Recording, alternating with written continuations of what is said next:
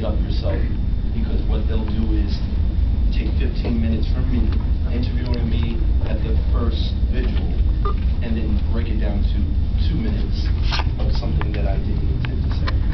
They'll take snippets. So realistically, look up what you read, because the power is actually hidden in a book. That's the secret of finding out anything is hidden in a book. And people don't read, so educate yourself. Read. Don't listen to YouTube. Do not listen to the news. They're not our tools for improvement. They're the government's tools for usage.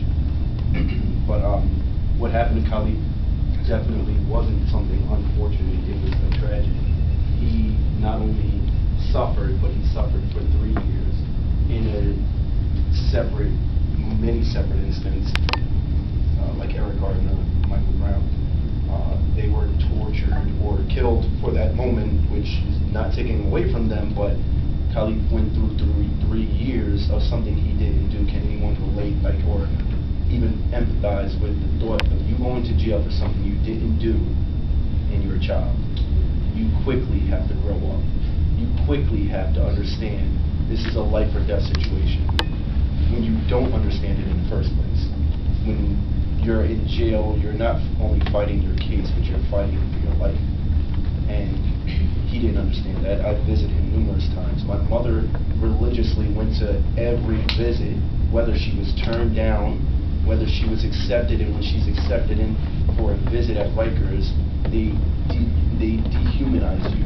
They had my mother shake out her bra in front of male officers to make sure she didn't have any weapons. This is disgusting, because realistically, why should you have to go through that as though you're the criminal?